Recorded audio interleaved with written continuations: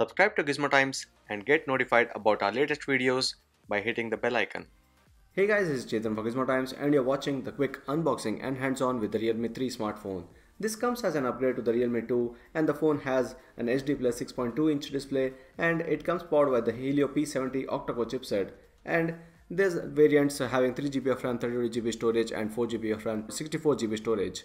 This is the box package of the phone, and you can see that the price is mentioned as 12,999, though this could be lesser than that. We have made this video before the official launch, so the price is in the description below. And the option that is given here is dynamic black color, and this a made in India sign that is given on the box package. So let's quickly unbox and check out what all comes in the box package.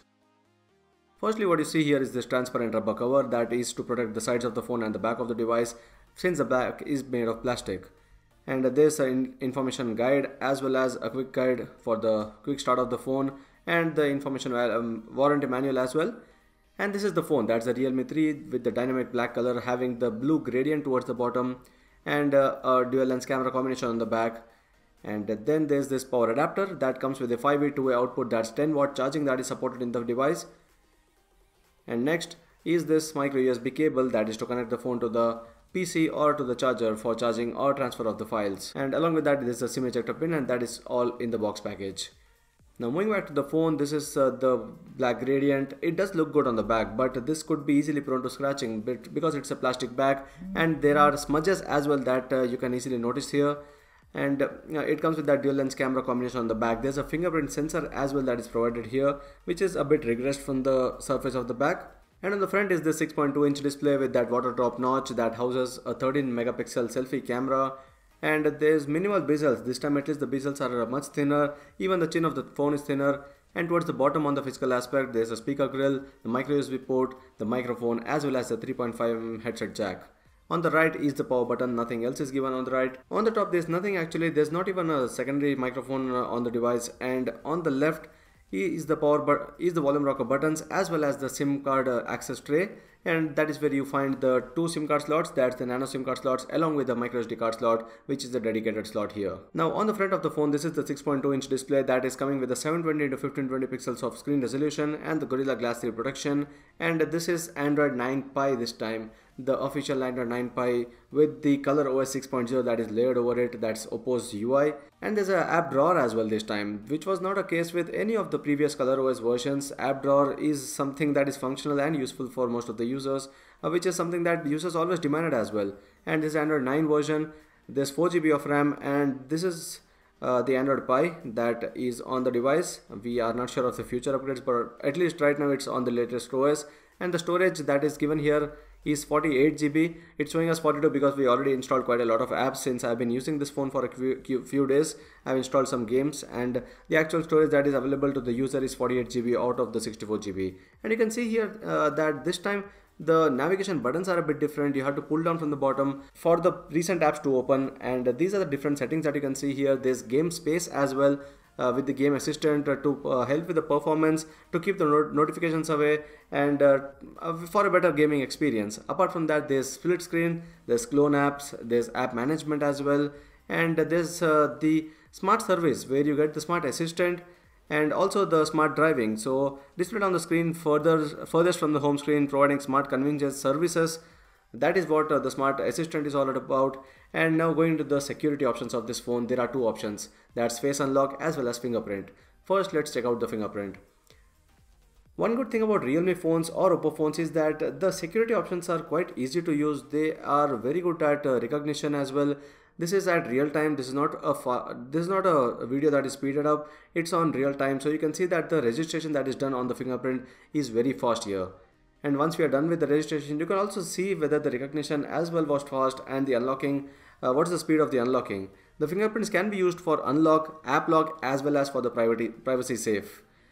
So private safe is where you can store files with that fingerprint security. You can see how fast this is in unlocking the screen. It's just a simple tap that is needed. It doesn't take time at all to load the interface or unlock the device. So that's a good thing about the fingerprint sensor here. Now moving on to the second one, that's the face unlock. Under face unlock, what you see is again a very good way of registering the face. You will see that how quick it is in registering the face. And there's one way that you can do it with. You need to be at least 20 centimeters away from the camera, and you need to have good light around for the good recognition of your face. So you can see it took not even a couple of seconds and the face recognition is ready. Now you can turn on this option of raise to turn on screen, and also you can unlock by directly with your face. That is what it's easier to use with. And now let's try to check out how fast it is with the face unlock.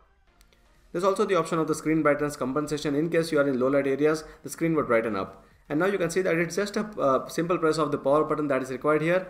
And the other way of unlocking is whenever it's on a flat surface, lifting the phone would actually give it that indication that you are looking at the screen, and it would unlock the phone for you. So this is much more convenient, and you can see that both the face unlock and the fingerprint security are quite fast and good here on the Realme 3 smartphone. Now moving on to the last aspect, or one of the important aspects, that is the camera. On the back there is a 13 megapixel f1.8 camera with the 2 megapixel depth sensing camera. So the f1.8 aperture should at least help in good low light photos, but we'll be anyway doing a separate camera review if you want to show you how good the cameras of this phone are. And the interface as well is quite different from the previous interfaces that you had seen. There are simple options on the first screen. Then you have the left menu where you have the options for the nightscape, panorama, expert, time-lapse, slow motion, and there's Google Lens integrated as well, which was one major thing that was announced from Realme this time. Now moving on to the selfie camera, there's a 13 megapixel selfie camera that is given here along with the f2.0 aperture, and there's AI beauty mode, and it has a few filters, and there's portrait option as well, which takes advantage of the software. And with portraits, one thing that we had noticed is that the border was clearly being shown, which was not a good thing, but still that's what you can expect from the software of the device to help in the portrait captures. And this is with the selfie camera. You can take panorama shots and time-lapse captures with the selfie camera as well. Now moving on to the back camera, once again you can see that the videos that can be captured here are at a best of 1080p and not more than that. Now this is the selfie that was taken with the portrait mode. You can see that this clear border that is being shown, which does not look good. But still, this is a quick sample, so we'll be taking more samples in the camera review and letting you know about the final thoughts of the camera. But for now, the rear camera's options do seem quite good, and there are different effects that can be used as well. This is the expert mode before it ended. You can change the exposure, the white balance, the focus, as well as the exposure values. So this was the Realme 3 smartphone. The pricing is in the description below, and I hope this is priced under 10,000 rupees. And if it is under 10,000, then this could be a good phone for gaming, at least because of the P70 chipset that is given here. But otherwise, if it's going over 10,000, this should be something that is going to face a tough competition from the other devices in the price range, especially the Asus Zenfone Max Pro M2 as well as the Xiaomi Redmi Note 7. I hope you like this video. If you do share and subscribe to Gizmo for more. Thank you for watching, and see you in the next video.